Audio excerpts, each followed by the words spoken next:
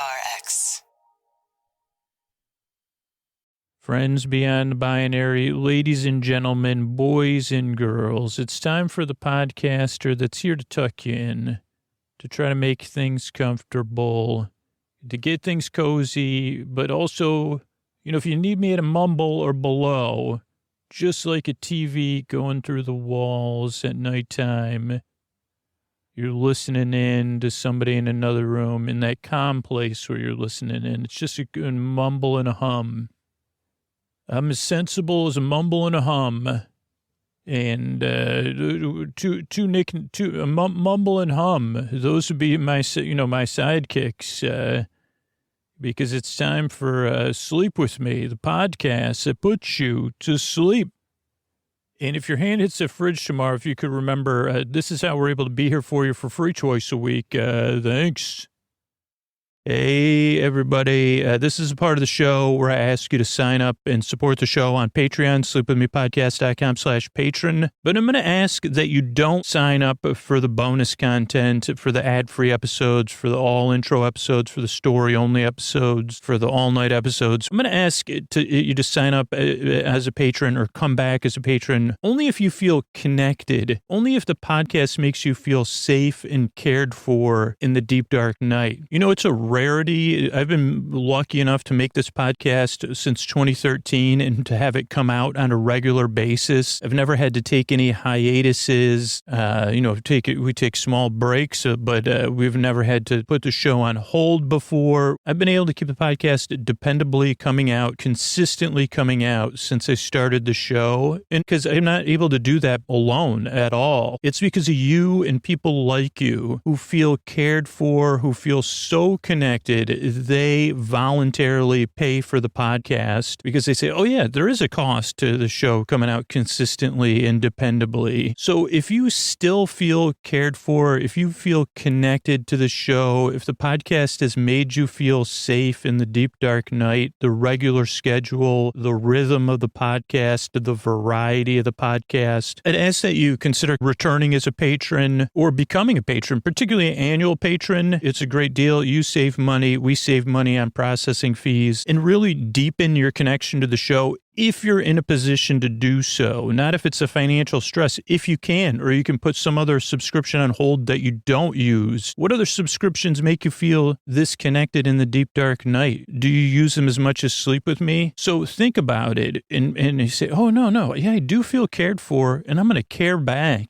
Sign up at sleepwithmepodcast.com/patron. That's sleepwithmepodcast.com/patron, Patron. And when you sign up, message me right when you sign up through the Patreon. Right after you sign up, send me a message and let me know how it feels. Do you feel more cared for now that you're supporting the podcast? Do you feel more connected, a deeper connection to the show? Do you feel a part of when you sign up by taking that action? Let me know, or not. Let me know. Sleepwithmepodcast.com/patron. Thanks so much. All right, everybody. Now a word from our sponsor, BetterHelp. There's plenty of ways to support a healthy brain. Learning a new language. I love doing that. I love my language app. Taking power naps. Oh boy, if I get a power nap in, it makes my day. But there's also BetterHelp online therapy.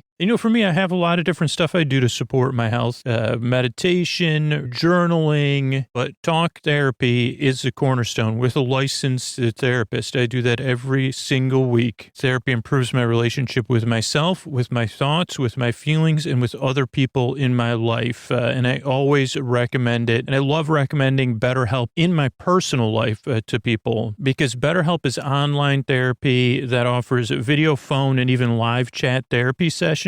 So you don't have to see anyone on camera if you don't want to. It's much more affordable than in-person therapy, and you can be matched with a therapist right away in under 48 hours. And our listeners get 10% off their first month at betterhelp.com/sleepwithme. That's BetterHelp, BetterHelp.com/sleepwithme. Thanks, everybody.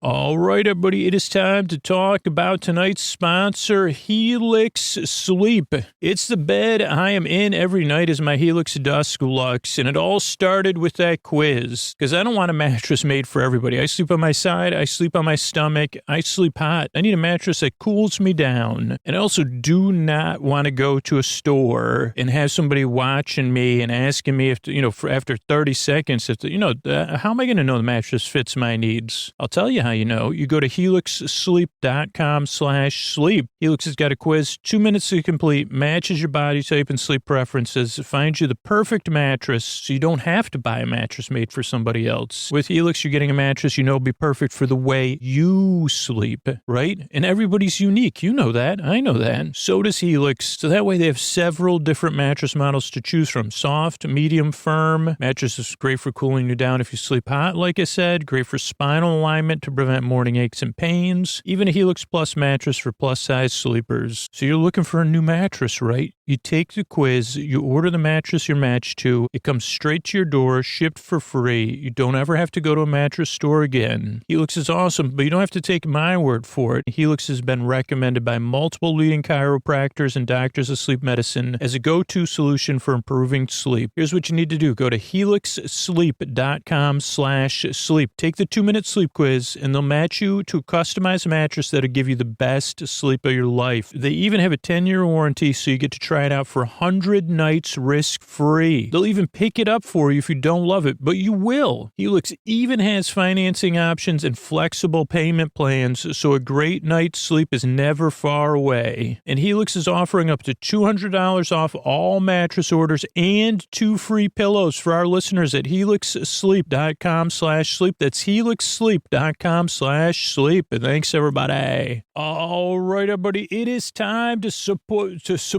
thank the listeners who supported the podcast so we could come out free twice a week. It's a Sleepy Supporter Zone. It's the one part of the podcast I need you here so that we could come out free, that it can be optional to pay for the show. And I want to thank Tamara and Cynthia, who both supported Sleep Phones. And while Sleep Phones isn't a sponsor, the money from Sleep Phones is going to our building hygiene kits for the Midnight Mission. If you want to join in on that for free, get free streams of the live show, you could sign up at sleepwithmepodcast.com/sponsors, and you could join Tamara and Cynthia. You could support Sleep Phones, sleepwithmepodcast.com/sleep-phones. Thank you so much. The second part of the Sleepy Supporter Zone is you getting the support you need right now. If you're having an extra tough time, there's links to resources, including international resources you can connect with right now in the show notes. It's about being a part of positive change, being a part of communities with our actions, saying Black Lives Matter, saying stop AAPI hate,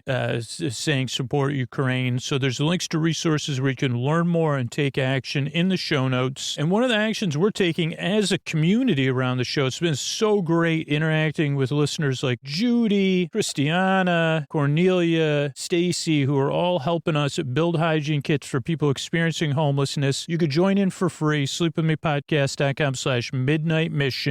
Join us in our community effort to support other people. And Mystery Bart, a lot of people help out on the show. Who are they? This posty poster son sounds like an earful. Wrote the theme song. Edits episodes. Carl W. the legend. Also edits episodes. Ashley, Kenny, Scotty, Jennifer. Runner.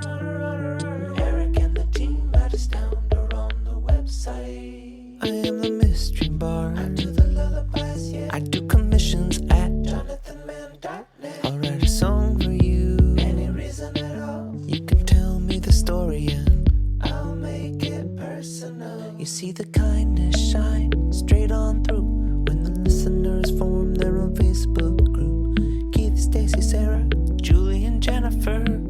These are your moderators. Get support dear Scooter on Patreon. Buy the merch and support the sponsors.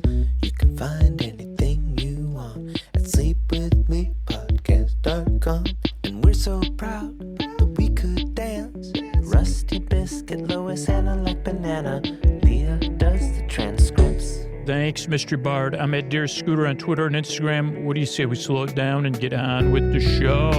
Hey, are you up all night tossing, turning, mind racing, trouble getting to sleep, trouble staying asleep? Well, welcome. This is Sleep With Me, the podcast that puts you to sleep. We do it a bedtime story. All you need to do is get in bed, turn out the lights, and press play. I'm going to do the rest. What I'm going to attempt to do is create a safe place where you could set aside whatever's keeping you awake. It could be thoughts, things on your mind that you're thinking about, past, present, future. Thinking stuff, or just stuff running in there. Good old auto thoughts, those automatic thoughts. So, how we try to love them. So, auto thoughts. That's a way to, at least they feel a little bit less powerful. They feel more automatic. Automated thinking. Whoever invented it, please undo it. So thoughts, feelings, anything coming up for you emotionally. It might be connected to those thoughts, or it could be the feelings that are just there. It could be physical sensations.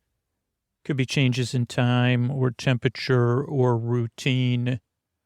Whatever it is that's keeping you awake, I'd like to take your mind off of it and keep you company to distract you so that you could fall asleep. And the way I propose to do it, or what I'm going to attempt to do, particularly if you're new, is try to create a safe place, and the safe place is transferable. If this safe place was a ticket, it wouldn't follow any of the rules of tickets. It's transferable, it's portable, transferable.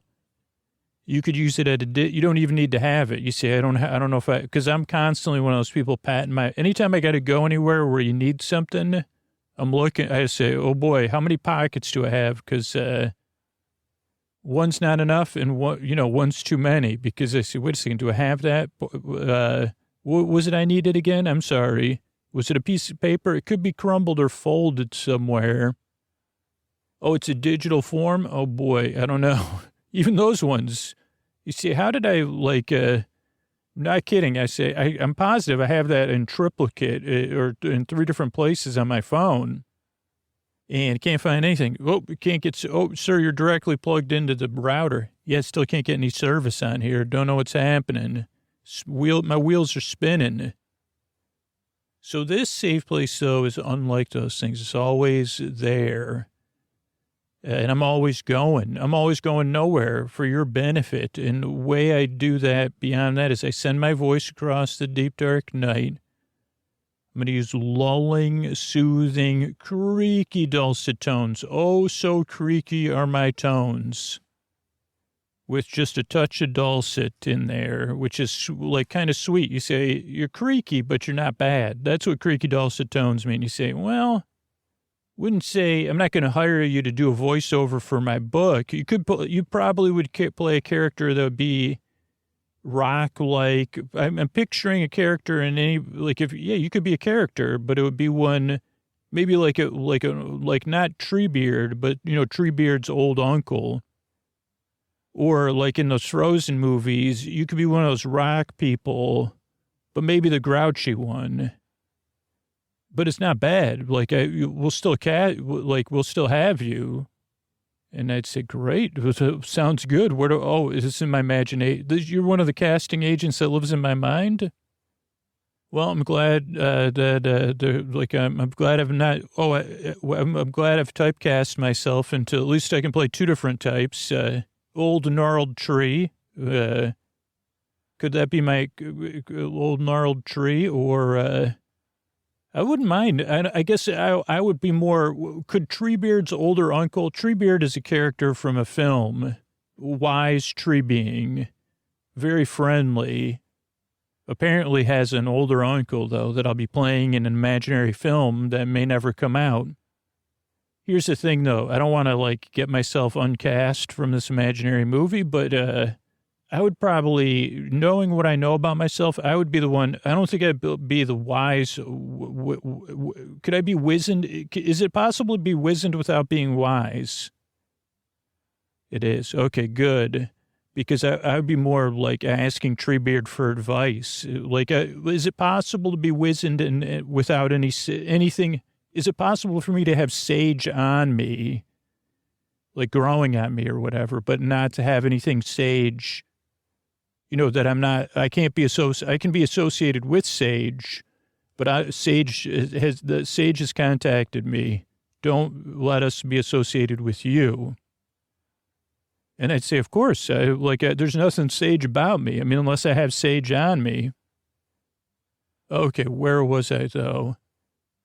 Oh, it's going to set creaky dulcet tones, pointless meanders, superfluous tangents. You've kind of seen a couple of those already, which means I'm going to go off topic. I'm going to get mixed up. I'm going to talk about, that's where the podcast never gets started and it's always going.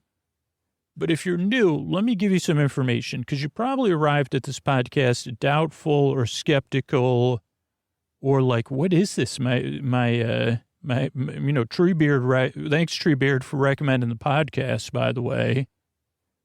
Treebeard did not. Oh, that was somebody else's beard. Okay, well, maybe the beard from that great show, that program, the great program. No, not that beard either. Okay, well, just a beard. Wait, so there's a sentient beard? Because I don't mean to get distracted. But, you got Treebeard, you got Beard from Ted Lasso. I'm sure there's other beards out there. There's probably some beards. Peter Beardsley, that came up in a Great British Bake Off episode.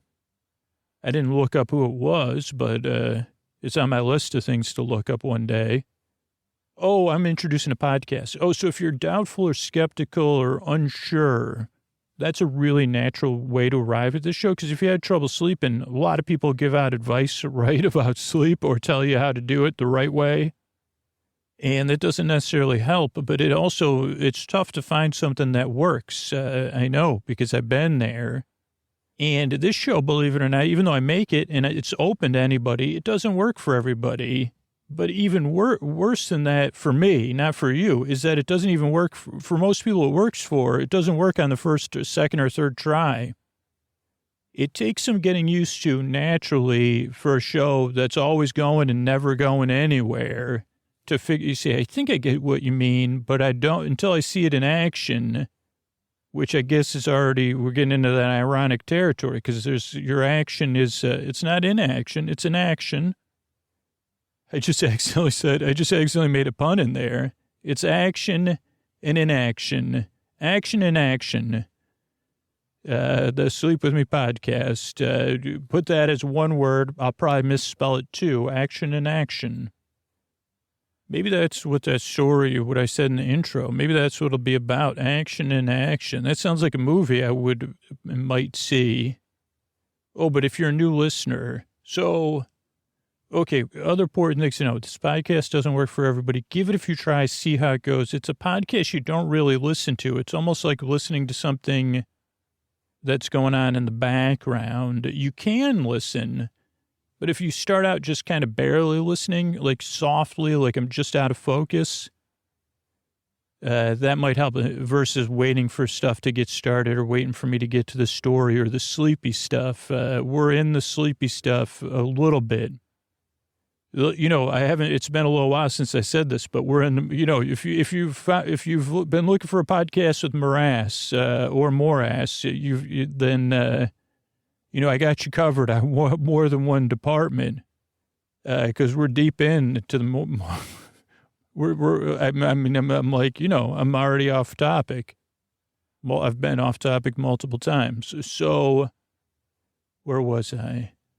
I'm not joking either.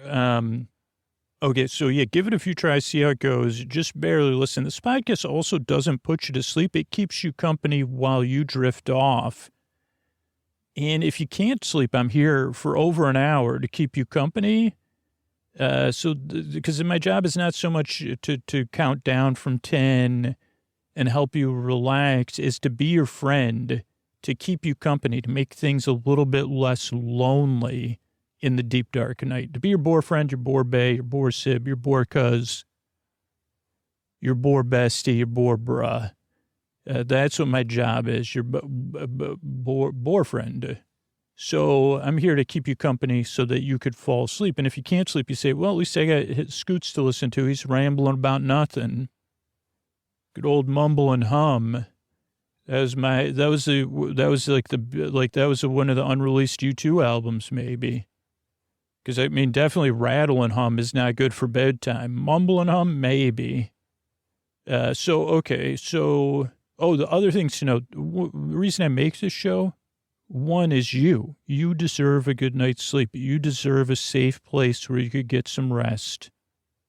And I hope the show can provide it for you. But if it doesn't, I hope you find what you need, like to be a part of your bedtime routine, or find something small, whether it's a book or activity or another sleep podcast, sleepwithmepodcast.com/no thank you. It's got a bunch of them so that you have the space you need to wind it down. Because if you get the rest you need, your life's going to be more manageable. You could flourish. And that means our world is a better place to live in for everybody. I also make this show because I've been there. Mind racing, tossing, turning, trouble getting to sleep, trouble staying asleep, thoughts, feelings, physical sensation, all that stuff. I'm familiar. So that's why I make the show. The other thing that can throw new listeners off and that takes some getting used to is the structure of the show. It's designed in a very specific way, but you can also adjust as you become a regular listener to find what works for you.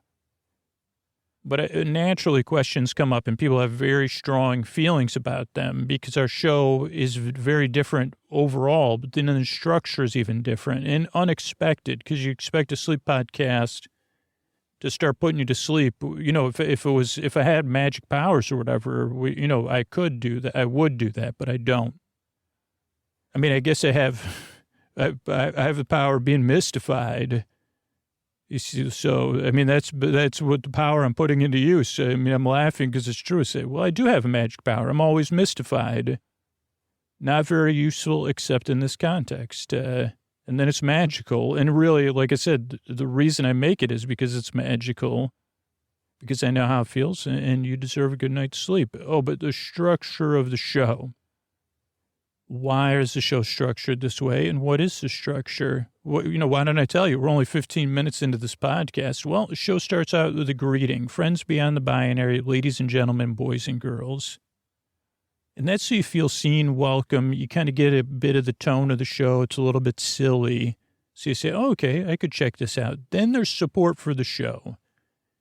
And again, it's a little bit early for the support for some people, but that way the show comes out free twice a week, over 400 episodes to choose from. Again, for free, wherever you want to listen to your podcast, whatever app you listen on. So that's just important to me. It is like, that's what I like. It helps the most amount of people, the most amount of time it can. I don't know if that was actually a full sentence. So that's the greeting. Then there's the support. Then there's support for the communities around the show and listeners. Then there's the intro, which we're already most of the way through. But the intro is a show within a show where I introduce what the podcast is. But it's also the time during the podcast where you could get ready for bed or start winding down. It's kind of the twilight or the transition. So that's another part of the podcast is ideally the intro helps ease you into bedtime so that you could get ready for bed or you could start relaxing and then get in bed or already be in bed relaxing. And then, like, later fall asleep. So this is the get comfortable time, getting cozy, petting those pets, blowing kisses to the fishes of the world. Even if you don't have a fish, blow some kisses. That could be a new thing. Kisses for the fishes. Besos for pescados, is that right? I think I just used besos para pescados. Oh, that actually is a nice little Irish. Besos para pescados. I know my pronunciation's not perfect, but let's all blow some kisses to fishes everywhere. Okay, now that that's done, you could also come up with your own bedtime routine or fun thing like that. But that's what the intro does is it goes on and on and on, which some new listeners find very frustrating. But it serves a purpose that eases you into bedtime. And as you become a regular listener, you say, oh, I'll just start the show at 20 minutes and then listen to stories. Or, oh, I'll support the show on Patreon and listen to story-only versions. But what you might discover, which is like what a lot of people discover, is that the intro becomes kind of, it's because it's familiar every time, but it's different every time. I don't know. A lot of listeners this is the part where you get to know my where you get to know this is where I bring the morass, for sure. So that's the intro. Then there's business again, support between the intro and the podcast. Again, just to meet my personal goals, I guess. The show comes out twice a week for free, gets the most people as possible versus just being on one platform or behind a paywall. So that's that. Then there'll be our story. It looks like tonight's story will be something about, what did I say? Mumble and Hum. So I don't know. I was going to record an intro for something else, but tonight it looks like we're talking about Mumble and Hum. So that could be anything. We'll see how that goes.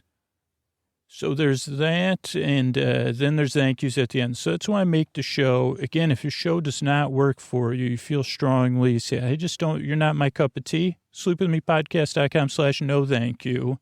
If you're new, sleepwithmepodcast.com/new has like a little bit of description about episodes and stuff. But otherwise, just see how it goes. Get comfortable, and we'll see where we go. I'm really glad you're here. I really hope I can help you fall asleep. I work really hard. I earn and I strive. Thanks again for coming by. And here's a couple of ways I'm able to do this for you for free twice a week.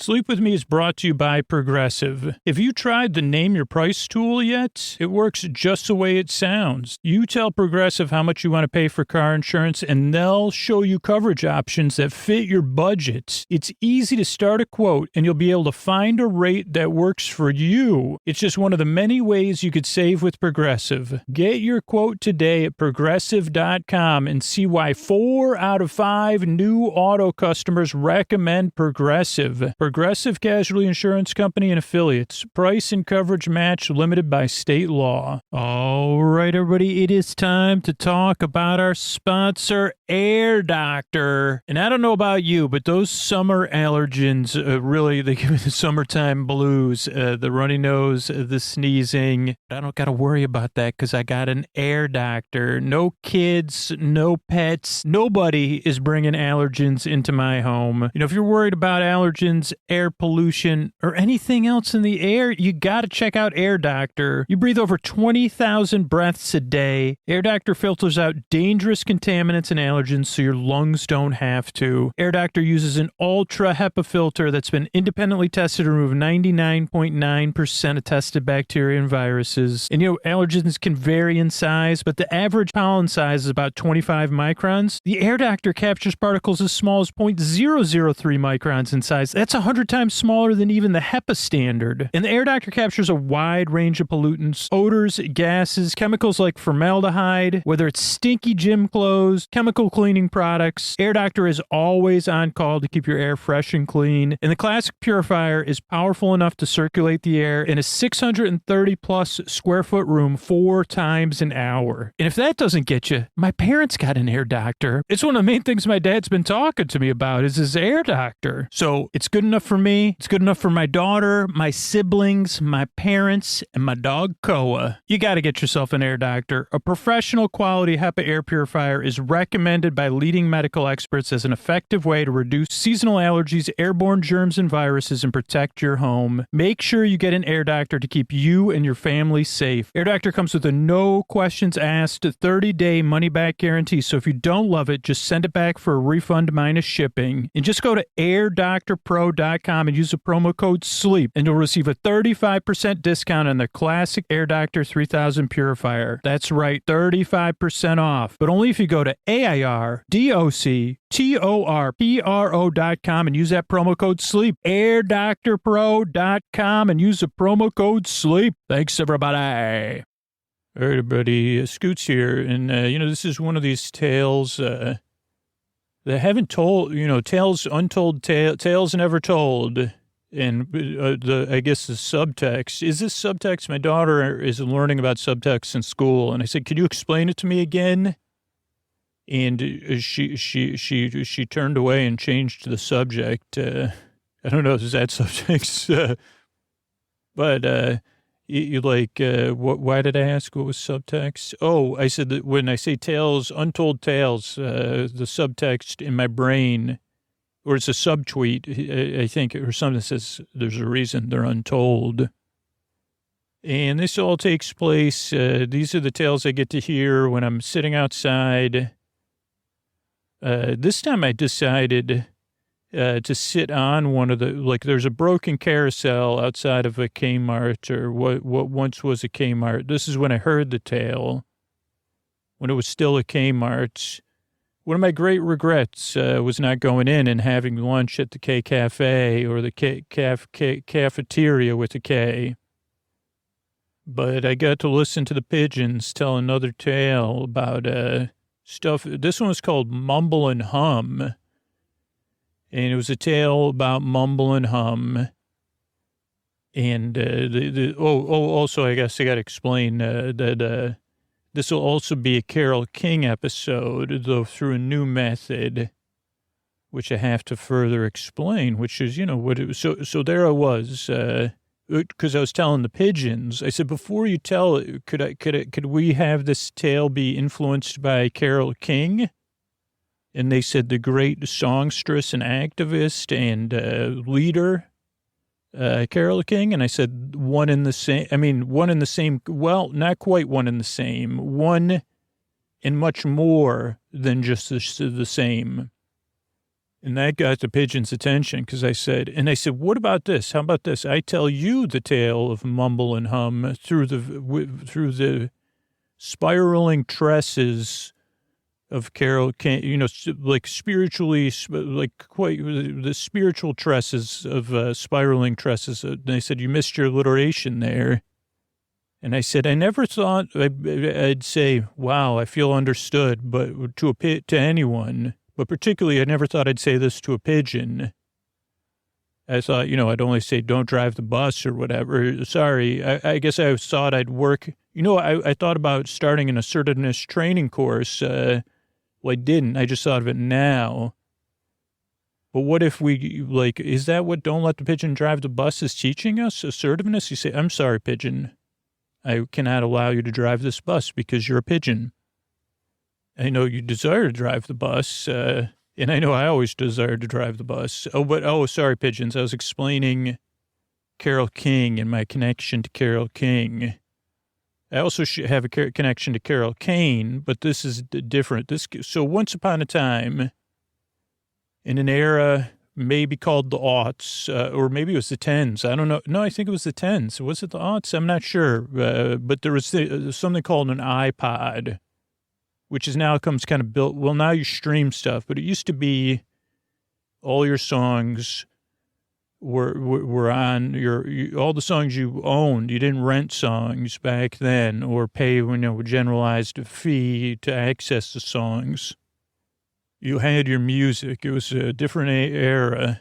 It was in between. It was an era. It was a short era, actually, but it was part of an earlier era. So you owned your music in some sense. And you could put it on a device called an iPod, and it could hold like thousands of songs, maybe, I don't know, maybe 10,000, maybe 1,000, maybe 100,000. I have no idea. And eventually they went from like hard drives, platter hard drives, to solid state hard drives, which were smaller, or they were called, I don't know, is that flash memory? I don't have a lot. My memories are gone in a flash. But so on my hard drive, which was platter hard drive, I had all my songs. Okay. We get that much. And there was an algorithm, like I believe. Now, some have told me I'm incorrect, but I like to shuffle my music because otherwise I overthink it, or I stay in my comfort zone, whatever the comfort zone of that particular day happens to be. And so I would shuffle things, and then, what I believe, and I developed a belief system based on this, but I believe it to be true, and not just a belief, is that every time you shuffled it or listened to a song outside of the shuffling process, the iPod algorithm would note it and say, okay, let's just say the Starboy didn't exist back then, but it said, well, Scoots has listened to Starboy, 8,000 times. And he's listened to Sacrifice 4,000 times. Maybe we'll recommend this related track to him. But we'll definitely, if we're going to randomize out of 1,000 songs, we'll definitely play, or whatever, 100 songs, we'll play, like the Starboy would be more likely to be played than Sacrifice, but both would be highly likely to be played within a randomization of 100 songs. But in this case, it wasn't The Weeknd, it was Carole King. Somehow, Carole King, in her power of song and joy and engagement with the world was so powerful, it invaded the algorithm within my iPod. And what's a miracle about stuff like this is that then it invaded the algorithm within my heart. That keeps my heart locked up, in some sense. And if at some point I became to accept it, so that every fifth song would be a Carole King song, even though, and this is why it's spiritual or beyond my understanding, if you're more comfortable with that, was that, I intentionally chose to keep repeating these Weeknd songs recently or over the past, 6 years. But I never intentionally chose Carole King. It's like we chose one another we randomly chose one another. Or someone out there said, beyond my understanding, said, if Carole King's bringing the message, Scoots will eventually get it. And so I became willing to turn the algorithm of my iPod over to Carole King in her powers beyond my understanding. And I've had a lot of adventures since then, hitting randomizing and pressing play. And I've said, well, like a lot of the stories of the show that I've discovered have been through that. And now we move on to a new phase of Carole King has physically invaded. I've let her in even further. And so I have in my lap here, pigeons. This is what I was saying to the pigeons, listeners. Sorry. I have in my lap, what are these 45s? I don't even know. They're the single records. I think those are 45s, or they're 33s. I'm not kidding. I'm not even joking and trying to be facetious. And I found, occasionally I have an opportunity because there's jukeboxes out there, right? And people, so there's, you can buy random lots every once in a while of jukebox records for low price because the people take out, the records that say, so you're just getting random records. So I just opened a pack of random records. So our story is in the hands of Carole King. The story. So without further ado, pigeons and you listening, dear listener, once upon a time, there was a mumble and there was a hum, and they played out in the universe, free floating. A mumble that's you can hear that at the same time. The hum coming from my upper palate, in the interesting that the mumble is coming from my chest and my throat, and they work together. And it was this strain moving through the universe. And believe it or not, it's always there because you can just make it and say it. And if you ever know somebody needs post-crying, usually about 15 minutes after somebody cries, this is a good time to introduce them to the back padding version of Mumble and Hum, or just hum. You could start having them just hum and you pat their back, and then it becomes a sound that's probably not conducive to sleep podcasting, but you know it. And if you haven't experienced it, I'm not kidding. I highly recommend it.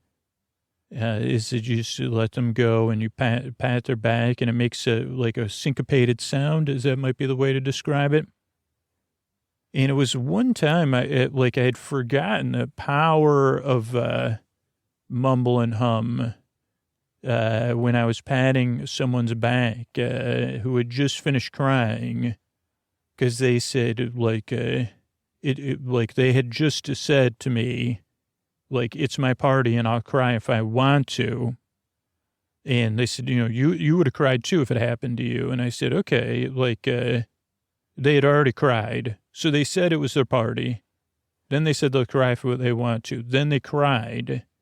And I said, okay, I'm here. Go ahead and let it out.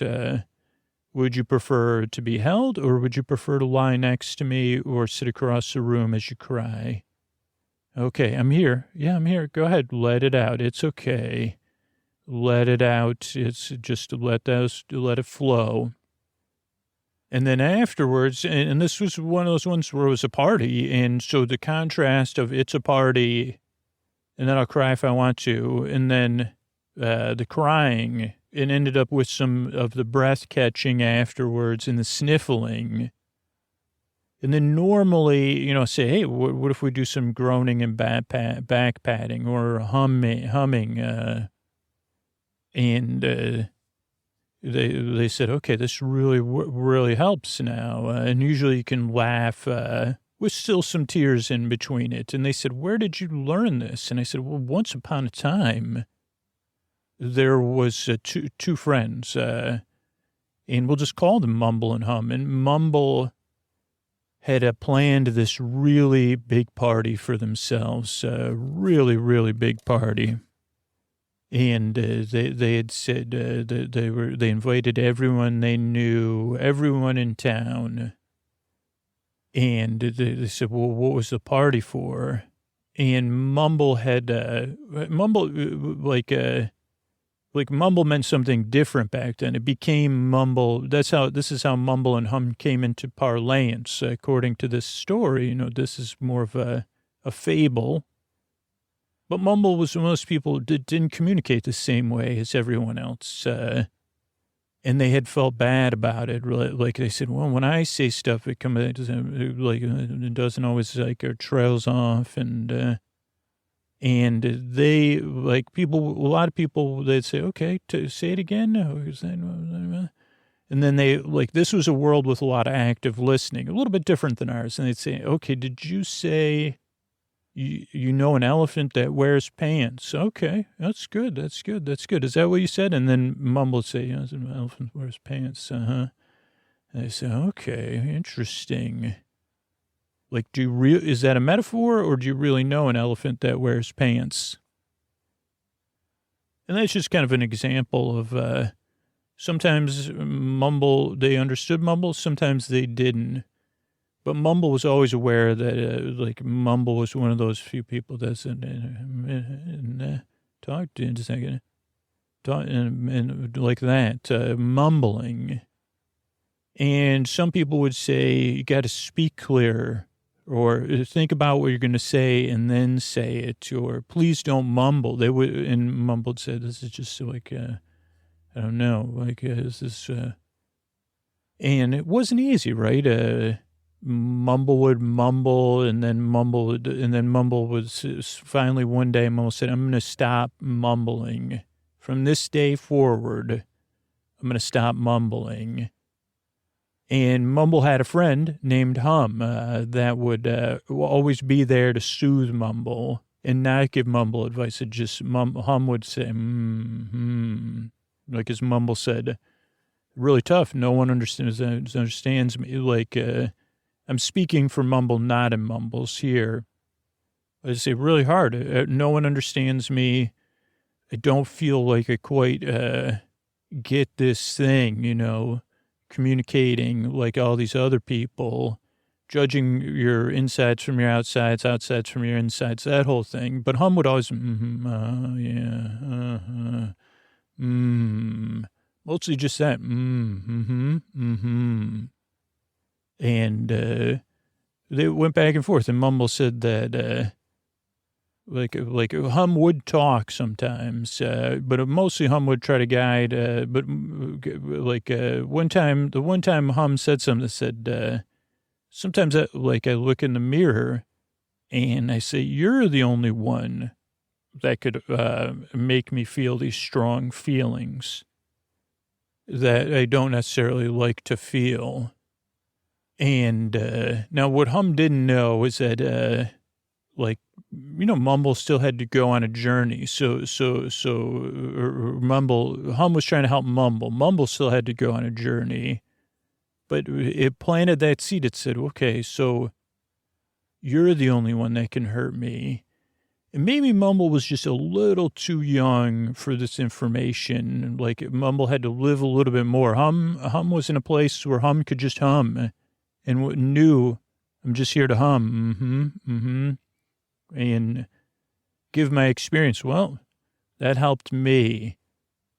But Hum wasn't a parent, and Hum wasn't so maybe there was just a little bit missing, or maybe Hum was so full of comforting hums that Hum was able to just put that out there and know that at some point Mumble would get it. But this wasn't the time, particularly this part of the story, that Mumble would get it, because Hum left, they couldn't spend all their time together. So Mumble was alone looking in the mirror and didn't decide to call Hum and run things by Hum or talk to someone else. And, Mumble had kind of got tired of asking other authority figures or even other people Mumble's age for help, because they said, well, just stop mumbling. Why don't you why don't you just like Mumble didn't know there was like podcasters that could actually have trouble communicating, and it was okay. Didn't always feel okay, Mumble, but so Mumble thought that Mumble would look in the mirror, and instead of sparking that humming comfort at first, it sparked something different, a different strong feeling. A feeling kind of like BLAME, blame. And Mumble started to look in the mirror and said, well, this is this is me. This is like a FAULT kind of thing. You're making me feel this way. You got to change. But Mumble did have like one extra piece, was like, okay, well, I have always been, like these adults. I don't like how it feels when people don't validate my mumbling and how I communicate, or they don't just sit there. I like it when Hum sits there and just hums and accepts me. And I don't understand this whole change, or I'm supposed to communicate differently, or pull up my bootstraps or whatever. But I do know this Mumble that I'm seeing in the mirror. So Mumble said, well, maybe there has to be two Mumbles. And Mumble even sang a mumbling song. It reminds me of the song Two Faces Have I. That I don't quite remember the lyrics to it at all. But, Mumble sang that song in the mirror and decided, okay, well, and then realized, okay, one of my faces is Mumble's, and one of my faces is maybe this face I got from all these adults saying, point finger wagging and saying, pull it together, Mumble, stop mumbling, speak in a clear voice, make eye, pull your shoulders back and lift your head up, belly button in, the whole, and Mumble said, well, that's, I was in a minute. And so, said, I got these two faces, have I? And I don't know, this face that it was wagging me in the mirror and saying that it's my fault. I don't necessarily think that just makes me sag my shoulders more. And so Mumble got this idea, well, if maybe I can entice that part of me with a party, like a goal, this grand goal. Oh, one day I'll never mumble again. And I'll get this together. Just like people said, I'll pull I'll take total control of my communication, and, no stone will be left unturned until my mumbling is gone.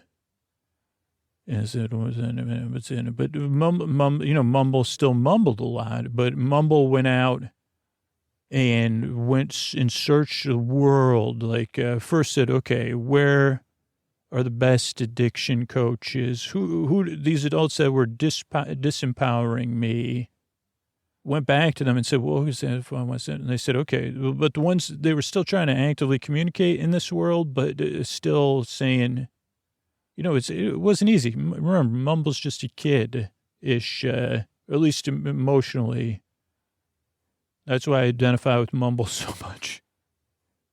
But Mumble said, where's the bet? Who do you recommend if you want to change my talking and stuff like, and they said, well, just, a lot of people didn't have solid solutions. So Mumble would just move on and say, well, maybe you weren't like at least Mumble was catching stuff. Okay, well, I'm trying to be empowered.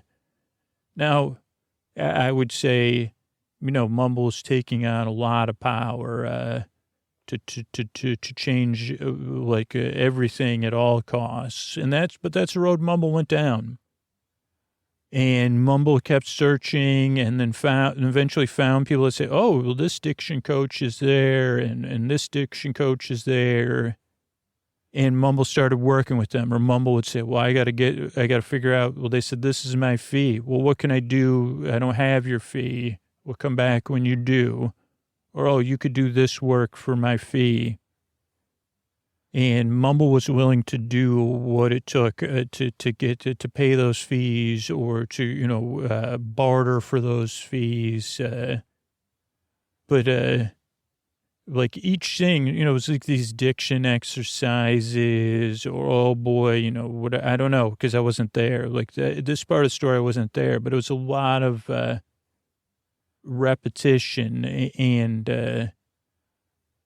all that kind of stuff. And Mumble said, I don't know how to, but Mumble could start to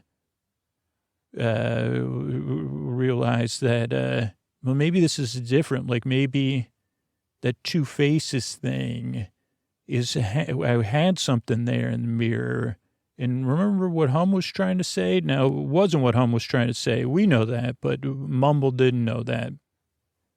And so Mumble said, okay, maybe I have to, become two parts of Mumble and not Mumble. And so Mumble would then go into these diction classes and try to not pretend, but compartmentalize, I guess is the best way to describe it. And kind of forget about Mumble's or the feeling. Like, I guess Mumble wasn't in it. It said, okay, well, I got to create this new place and this new part of me that's going to be the communicator. Oh, boy, am I going to communicate clear as the clearest day in the clearest sky. Like a window without streaks. It's just been washed. Holy cow. Look out, birds, because there's a window here. Maybe I have to keep it clean to communicate, but maybe I could just tell you not that there's a window here, but it's so clear because of my communication. But what Mumble noticed was that even that it was really exhausting, holding that up and all the work that went into it. It worked. But when Mumble started to get tired, or sometimes when Mumble's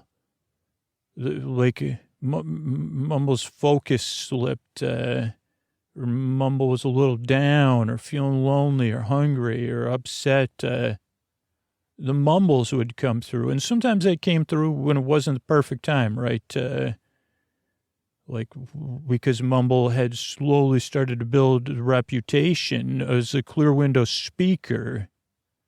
And, pada poom, pada ping, to the highest bidder comes Mumbles, where it became an ironic name. I said, tonight, this super silver speaker is going to be Mumbles. And people thought it was a joke almost, but not every time, right? Every once in a while, the Mumble would creep in, and maybe Mumble would cover it up. But Mumble would go back to the mirror after that and say, I can't believe that leaked out, those mumbles. And maybe sometimes the only person who would notice it was Mumbles.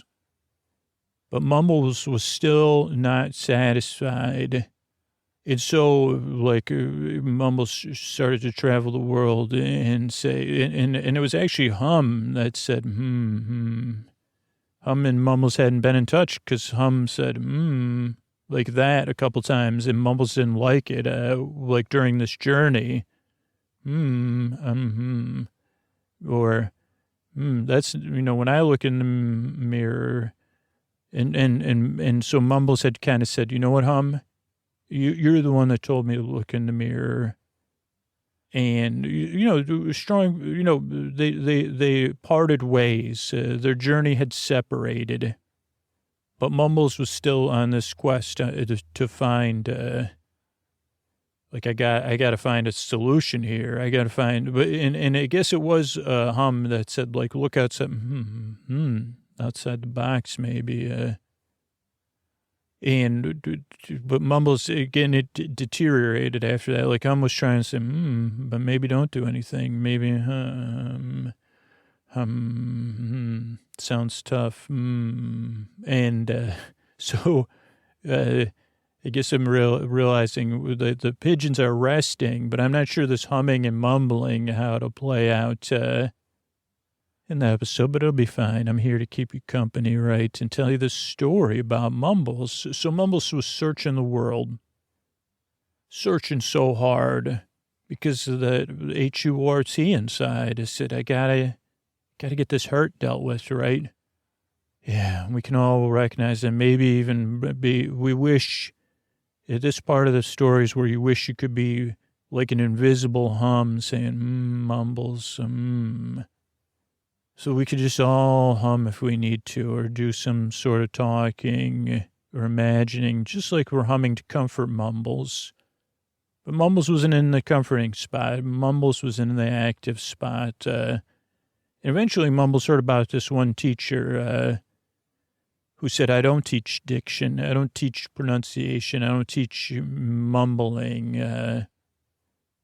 Like I teach, I teach more than that. But known, to be the greatest communication teacher in the world. Not available. I don't take on new students. But Mumbles would not said I'll sit outside of this place, for as long as it takes till I can communicate clearly. But there was something in the eye of that teacher, right, who said, okay, I see you.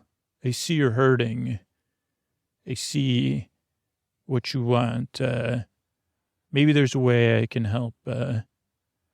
And finally the teacher came out and said to Mumbles, like, if you really want to learn to clearly communicate, you're going to have to kind of let go of what you think communication is. And Mumbles said, are you willing? And Mumbles said, I think so.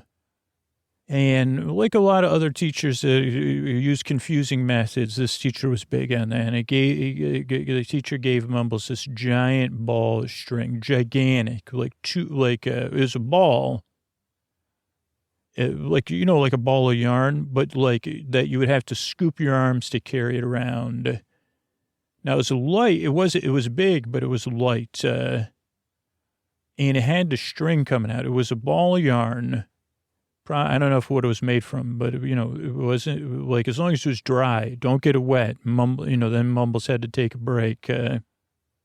But it had a string, like where I don't know how you make a ball of yarn, but usually it had about, so if you picture yourself, I guess, as Mumbles, you have this giant ball of string scooped in your arms, but dangling down right about just past your knee. If your arms are scooped in above your hips by about 6 inches, maybe just 6 inches below your knee would be the string from the yarn. And the teacher said, please don't drag that string around. And Mumbles said, okay. And then Mumbles said, what's next? And the teacher said, I want you to go north to Alaska. And Mumbles said, is that metaphor or the truth? And the teacher shrugged and went back inside. And of course, Mumbles went through this thing of like feeling stuck, right? First Mumbles said, was still holding the string or the ball of yarn, but yelling at the door and calling for the teacher to come out, getting tired. Now, the Mumbles also did think about it and said, okay, the teacher didn't say I had to carry, it just said don't drag the string around. But apparently I had to carry the string wherever I go, this ball of yarn wherever I go without dragging the string around. So it's not like Mumbles had to carry it 24/7. But that was so that was like a part of the story that was like not even too dull for a sleep podcast. But it was a few days where Mumbles would carry the string at first and yell through the door, and the teacher would say, "North to Alaska, please don't drag that string around. Please don't drag the string around, north to Alaska." And Mumbles was frustrated, but finally Mumbles gave in and said, okay, whatever that means, I'll head north to Alaska and carry this, try not to, please don't drag the string around. And Mumbles was just started walking, of course, and, went through a journey. And like a lot of great tales, that are in this particular genre, it was walkable. It was a walkable world, and it had hills and it had valleys, it had forests and rivers, towns and streams and small cities, farmland, mountains, and just weather that was suitable for the clothes and the bag that Mumbles was carrying. And Mumbles would go into town, and now Mumbles also, if you're carrying a giant ball of string, you kind of eventually, you can't put it down to rest, but if you're carrying it, you could kind of move it around, which Mumbles would do. Mumbles would put it on Mumbles' shoulder, then it would shift to the other shoulder, and then it would do the scoop, or Mumbles would try to hold it under Mumbles' arm, but that was dangerous because the string would get close to touching the ground. And Mumbles knew somehow in their mind that if that string touched the ground, that was it for the lesson that Mumbles was supposed to be learning from this great wise teacher of communication. But so Mumbles would go to these towns carrying this ball of string. Now, the thing of the string was that it was so big that it was depending on how you're holding it, it could obscure your vision. Now, Mumbles would eventually, if you were holding it in the most comfortable way, your hands would be against your abdomen, or at least this is Mumbles' opinion. And you'd have it scooped in your arms like you were carrying a bundle of hay, because basically that's what you're doing. But then your vision would be obscured, and your mouth and your nose and just the bottom part of your eyes. So you could kind of make eye contact with people, but then if you moved it around, it was always awkward, I guess, and it would be awkward, and then people would ask about it, and but most people had a knowing glance. What are you carrying? Mom said, I got to I'm carrying the string north to Alaska, this ball of yarn. And, yeah. But Mumbles didn't pick up on it right away, but it was a lot of different, of course, if you see someone carrying, if you're a pleasant enough, curious person, and you see someone in a walkable world carrying a giant ball of string, if you have an opportunity, I mean, you might not some of us might cross the street and say, "Hey, bub, what do you do? Where'd you get that giant ball of string? What are you doing with it?"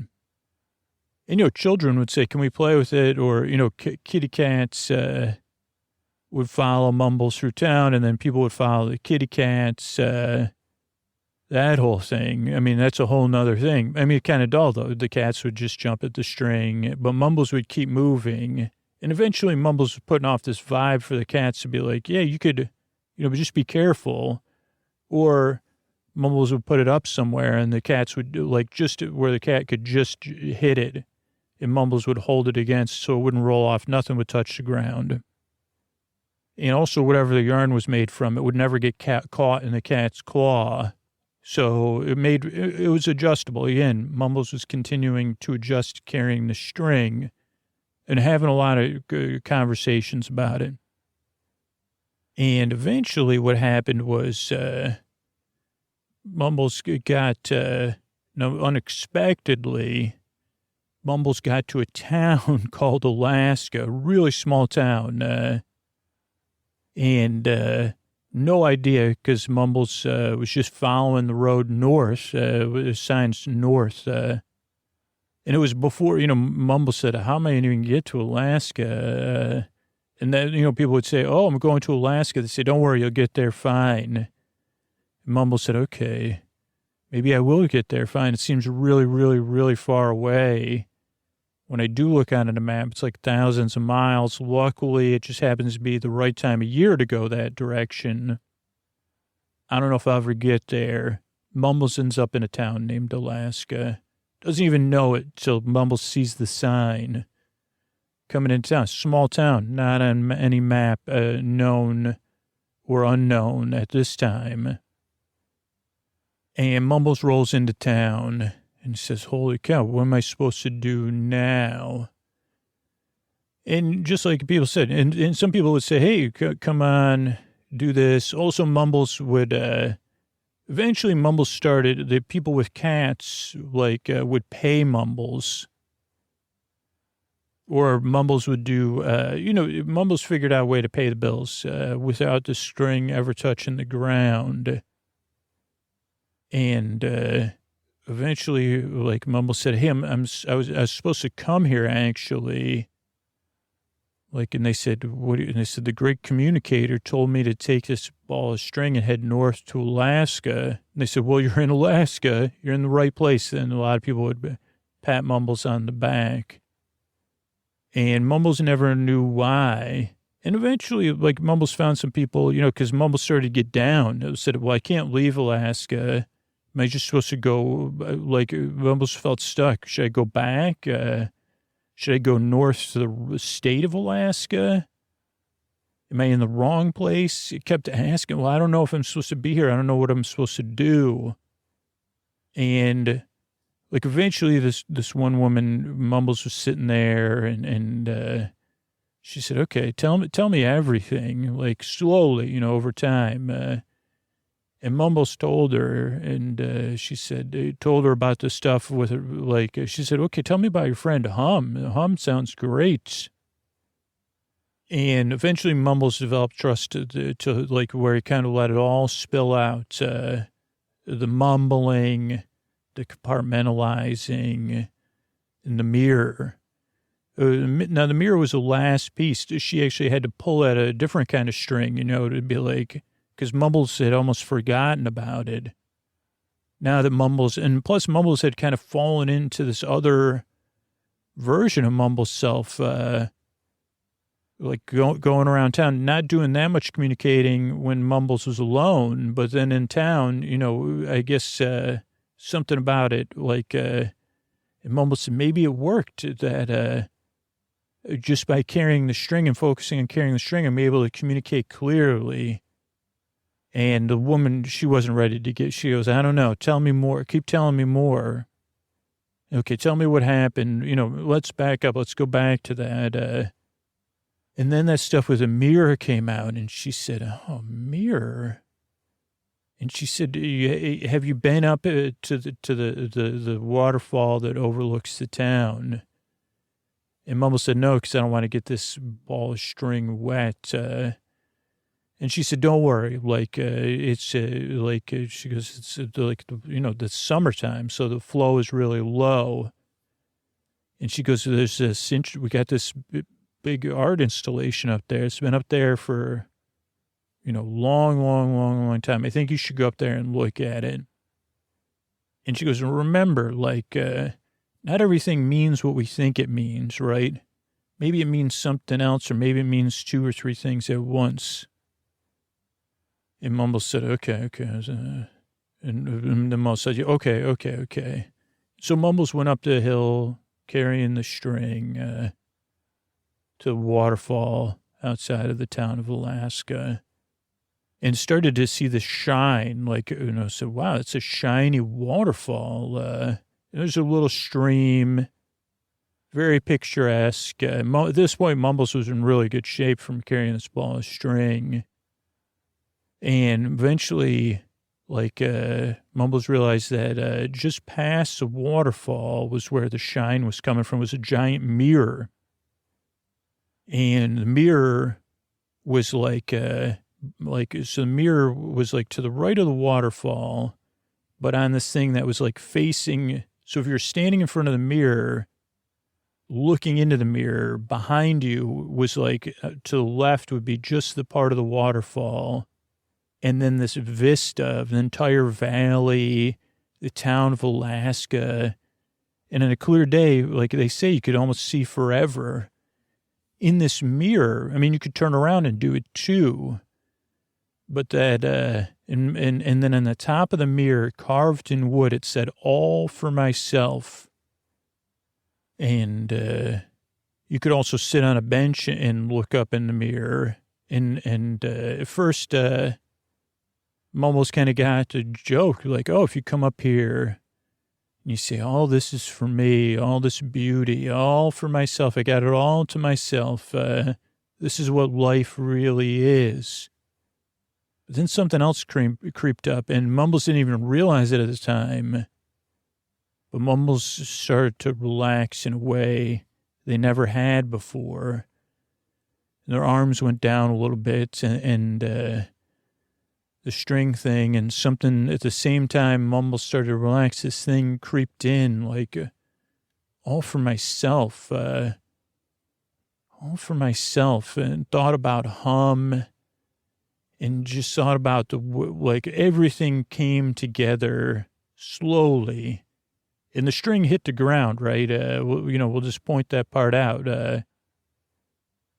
And Mumble said, I've been doing this all for myself, but not myself. Like, for that self, you know what I mean? Mumble realized that this whole journey about communication had been for myself, but not myself at the same time. And then somebody else was hiking, and they were hiking behind Mumbles, and they saw Mumbles just staring in the mirror, and they said, you must have been a beautiful baby. And then they just kept going. And this was, if that was a musical, it'd be numbers in a musical, right? Like Carole King would probably be figuring it out. But Mumbles said, I think I was a beautiful baby, and thought about, every baby's beautiful, to its mother, hardy har har. I don't know, something shifted again in Mumbles, and Mumbles started mumbling and saying, remember when I was and thinking about Hum, and how Hum was always kind of just there, humming away most of the time. Most of the time, Hum never communicated anything other than that hum. And what did the hum do when Mumbles needed it? But it soothed Mumbles. It gave Mumbles something. And, if it was a musical, Mumbles would have sang a song in mumbling at this point, like, why am I so shy? Because Mumbles had that moment of, I guess, in this case, because it's a parable, it's a stark moment of self-realization and acceptance that only a story like this can. And Mumble started to mumble and mumble and mumble some more and started to feel better. It was like a half heaven, half heartache, at the same time. And Mumbles totally let the ball of string roll on the ground and fall out of their arms, and headed out, let the string roll, and went in search of Hum. And it took a while, but Mumble suddenly realized, well, said, I think I have some sort of purpose, and it's to accept my mumbling. Maybe my mumbling isn't a problem. It's my communicating that's the problem. Like, and then Mumble started to make these connections, like all of the blocking of the string and the inner, the nonverbal communication and all the listening people did on the journey to mumbles. And again, all of that hum and something beyond self-actualization happened. I don't know if that's the right word, where it was like the question that Mumbles was really asking and that really Hum was asking, when will I be loved? And Mumbles said, that's what you were asking me in the mirror, not why can't I communicate? When will I be loved by me, by Mumbles? It's not about the mumbling at all.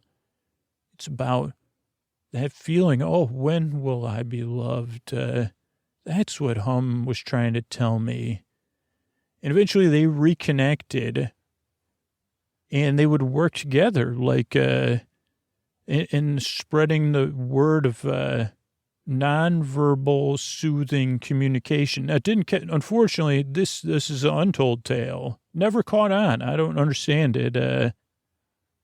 They tried the Mumble and Hum method. That was a book they published, and then more mumbling and humming that they self-published, and yet another. The titles got longer and longer. Like yet another dose of wisdom from Mumble and Hum. More mumbles, more how to hum. So that part didn't work out. But what did work out was they stayed dedicated. They knew their purpose then. Oh, I'm here to mumble. And it's not about my mumbling. People mumble. Some people don't. But I can mumble with a purpose. And just like Hum did. And then they said, well, because it's not working out, maybe our world's just not ready for it. That was when the cosmic power of those twirling tresses of Carole King came in. And, de-actualized, I guess, said, let's just let you loose in the universe, mumbling, humming you off, and saying, hey, it goes and it's okay. And we're here to help, but if you need to, you could always hum or talk like this, pat your own back, or just do it. It really does feel good, and just let it go. And let it go. It's going to be okay. I'm here to help. I see you. And when will you be loved? It's just letting that love in a little bit, maybe. But just remember, I was telling the story to pigeons. I realized they'd flown off. But it was fine because I was telling it to the horsey I was on a little tiny carousel, a red horse with blue eyes. And I think that horse got the story by way of Carole King. So thank you, everybody, and let me mumble you in and say good night. All right, I want to thank everybody that reviewed the podcast recently over on Apple Podcasts. Let's see. Some people, they prefer ad-free show. You could get that on Patreon for sure, or other places. But yeah, the ads are what enable the show to come out twice a week for free. I want to thank Pep, who said, best boy, you make my night better. That's from Canada. It's said, I'm a sophomore in high school. I got 3 honors classes, and it's not easy. And that makes it hard to sleep. Thanks to this podcast, I've been able to get to sleep. And then KBZ says, I've been listening since 2014. I usually fall asleep in 5 minutes. Thank you so much. Cool Leah says A+, works well. I'll be out asleep in about 10 minutes. So one time I had a dream I was picking up a mermaid tail for Scooter and Sims. Thanks so much. And Anxiety No More says, great for anxious mind. I discovered this podcast when I was Googling how to quiet down my thoughts. I was dealing with a lot, and I'm going to become a patron because the relief I get is invaluable. So thank you so much. Thanks, everybody, for reviewing the show, supporting the show on Patreon, supporting our sponsors. That's how we're able to be here for you for free twice a week on every podcast platform. And, we also have like over 400 episodes ready to go in the archives. You could help the show grow, join our referral program and get rewarded for referring people to podcasts, or just spread the word about podcasting in general. Don't even talk about Sleep With Me. Just show people, hey, this is the app I use. Let me show you on my phone. Let them kind of discover it on their own, but guide them or be there as a resource when they need help and say, oh, I could show you that. No problem. Just tell them what podcast app you used. Maybe tell them a couple of podcasts you listen to. Slow sell, because believe me, I've tried with my parents the more direct approach. So do it a soft sell. And here's a couple of these Tuck You In sponsors that we've been able to expand to those 400 more plus episodes in the free feed. Thanks, everybody.